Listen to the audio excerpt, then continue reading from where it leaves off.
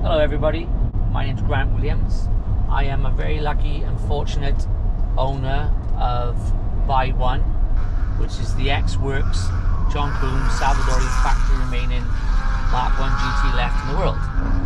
And the reason we're filming right now in the car is the fact that we're on our way to Rob Beere Racing in Coventry to deliver the gearbox to go on my 3.4 engine, which has all been race prepared, ready to go, in preparation for the road back to Goodwood Revival.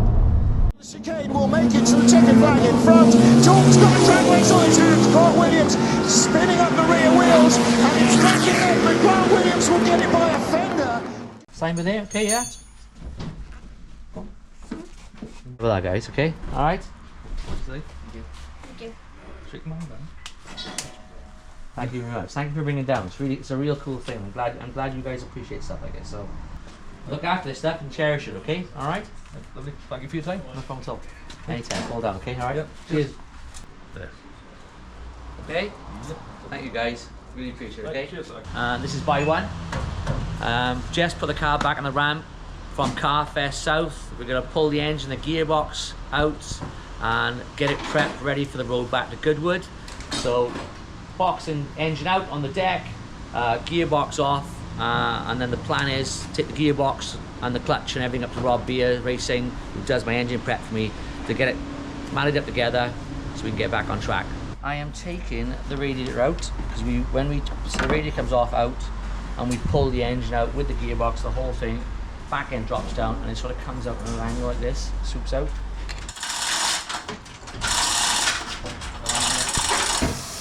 This whole engine is designed to come out in around about 25 minutes, 30 minutes.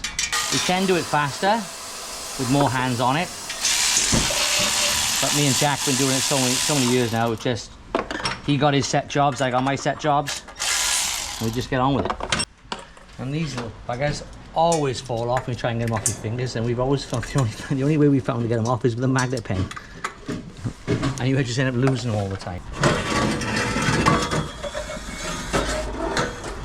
Okay, so normally when I lift the engine out, we've got a special tool fits inside the spark plug, okay, and we hook it on and lift out this way, or we do it this way with this point here by here as well. But when we built the engine, we forgot to put it back on, so, and we cannot find the tool we use to lift it with the spark plug hole.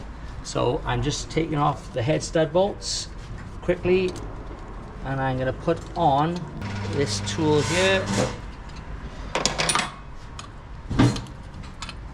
like so, and then we can proceed to lift the engine out. The wires attached to the engine. Leather jack down? Yep, down there, down. Give me a second. As you can see, we have not got room in the garage.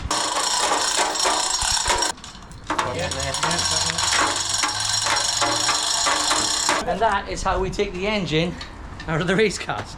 It's a lot of work, it's hard too. God, bloody hell. I met Rob back when I was probably 13, only because Dad knew Rob back in the day.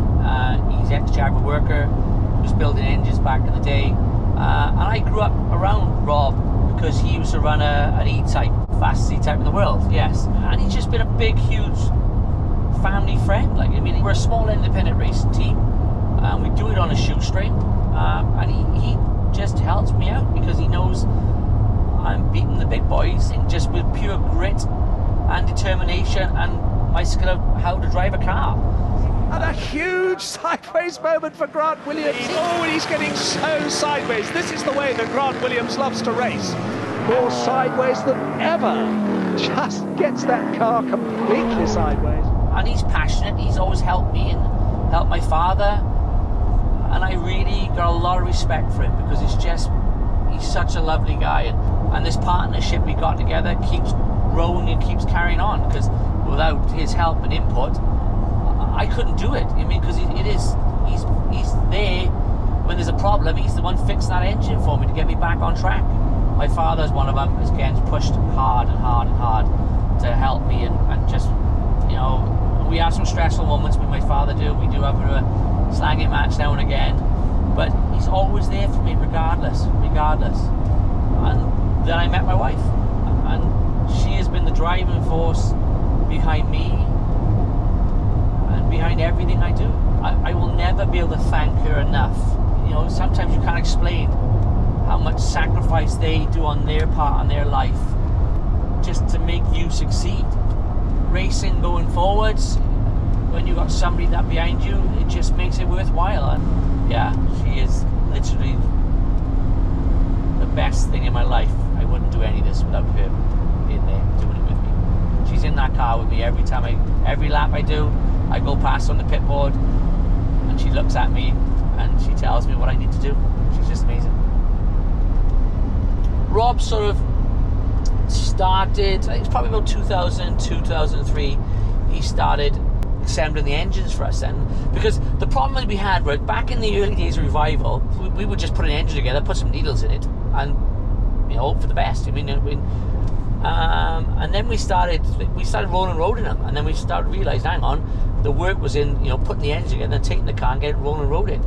And we were struggling because we was in the very early days, we was up against Falcons, Mustangs and stuff like that, and also we was up against John Coombs with his Mark II Jaguar by 12. 0.1 seconds ahead of Rob Wilson in John Coombs' own Mark II car, so a lot of pleasure for the team from Wales that they're beating old man John Coombs himself. So Rob, in his ingenious designs, he built me a 4.2 engine with a stroked welded crank that he welded the crank and he turned it into a 5.3. And I remember when I put it in the car and we tried it, it didn't rev past 5,000. It was terrible on revving wise, but it would pull at 2,200 revs. It was pulling nearly 500 pounds of torque with 450 brake horse. It was an animal, an absolute animal. It was a game changer. And then all of a sudden, Goodwood brought in the rules for engines that the Jags had to run 2.4 engines. So it was an obviously thing. We never got to race it, never got to use it. So tell a lie, I used it once in a Brands Hatch race, led for the whole weekend, finished second on the day, 0.1 of a second over the line because the clutch pedal dropped. So Dad went off to the first Revival, and then he rings me up, you know, a couple of days in. He said, "Son, you know, you've got to come and do this event. Like, you'll win in this event.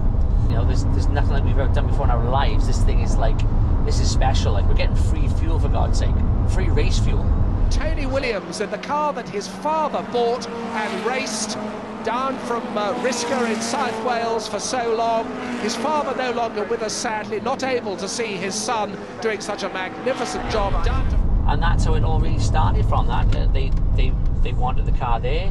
So Dad done the first one. I then started in 99, and it all stemmed from that one single race. Wet is an understatement for that race. It was like monsoon weather. Yeah, Jerry Marshall, yeah, God almighty. I mean, I had some great battles with him over the years, but they were the glory days, I would say they were. Derek Bell was my co-driver for years, and you know, I was always even, you know, Derek was still in his still in his prime then, and I was faster than he was on track, like, I mean, so to me that was like massive achievement, but I just never I couldn't afford to go racing, so that's all I could do at the time, was just do those odd races. Just arrived at Rob Beere Racing to show you the engines. This one here is my brother's engine for his race car, brand new, just been rebuilt. Next job for that one is to put it in the car and then get it rolling loaded and see what power we get out of that.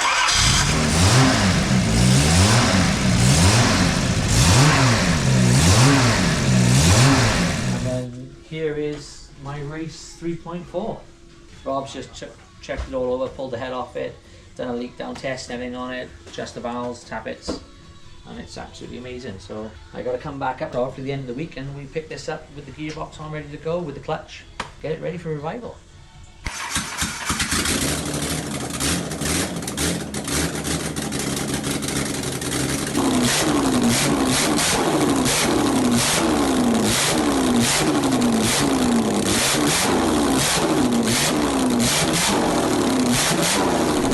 So, just left Rob's. It's one of those places that you get sucked into and you could just sit there for hours staring at all the stuff on the memorabilia on the walls and all the pictures pictures, because he's been doing it for a long time. Like, I mean, I always kind of feel a bit sad when I leave there, because I like being there. I like being around him. He's such a character, and he just makes you laugh. And he's all like, yeah, right, okay, we'll do this, we'll get this sorted, and right, we'll try changing that. Well, you know. Right, guys, I'm going to tell you a bit of a story about. It's all about clubman racing, and it's sort of the do or die mentality of clubman racing. Last year's race, Castlecombe Autumn Classic, wet quali. I'm out in Jag 400. I qualify on pole, and what I normally do is, because, like I said, because we run everything on a budget, I can't afford to use the tyres or the fuel or use them up. So I try and just go out there, do a quick couple of laps, fast laps, see how far I get, try and get on pole, and I'll come in and sit in the pits, just wait there, let the car cool down a bit. If somebody get close to my time or pips my time, then I'll go out on the last 3 laps and just try and bang another 3 laps in and just try and get back on top again. So I did that, and it was a bit of a drying track as well, so I set in the wet and it started drying. People started to climb up to my lap times. I went to go back out again because it was drying. I went into quarry, went to change down again. Didn't want to go into gear, so I kept trying to find it wouldn't go, and I double pumped the clutch, and I finally got into gear. So I noticed there was a problem, so I came back. I thought, okay, well, I'll start where I start. So I was third on the grid, and we had a couple of hours before the race started. We all spent hours trying to find out what was wrong with the clutch. Tom Barkley's helping me, Rob, my mechanic, we're all there trying to get it scrambling to get it working. We worked out the clutch is not going down far enough. So whatever had gone wrong with the clutch plate, it wasn't just travelling down enough to engage the clutch to make it work. What we done then was there's a bolt that pushes on the slave cylinder. Okay, and what we done, we've just got an ordinary bolt out of the drawer, a long bolt. I cut it down, fit it in to give me more travel to push the plate down, just so I could get a gear. So I didn't want to start the race. If I couldn't get a gear to start, I didn't want to be stuck in the front row of the grid and also all these cars plying up behind me. And then, you know, that's just dangerous. And they'll plow into the back of me, and then that's really bad. That's bad for everybody, bad for me, bad for the whole day.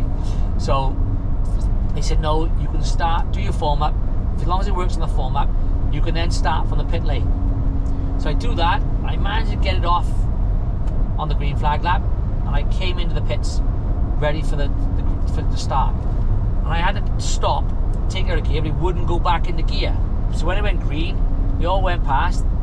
My team then push started me down. At this point now, it's raining really bad. It's really bad. It's like monsoon. I couldn't believe how bad the rain was. Okay, so they push start me. The time I got it going down the pit lane, there was a mini start in the pit lane as well.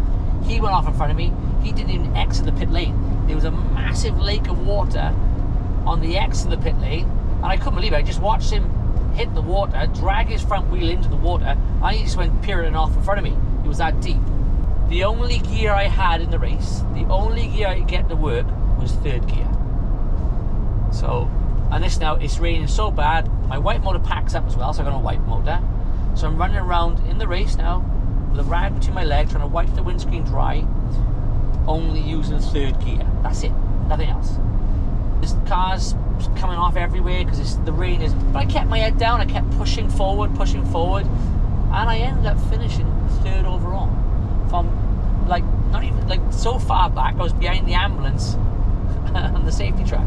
And to finish third in the conditions that it was in, and everybody helped me to get there and do that, you know. And my poor wife is on the pit wall, you know, in the rain with the pit board out there, just saying, keep going, one more lap, keep going, keep going, keep going. And you know, the encouragement she gives me on the pit wall is amazing, absolutely amazing.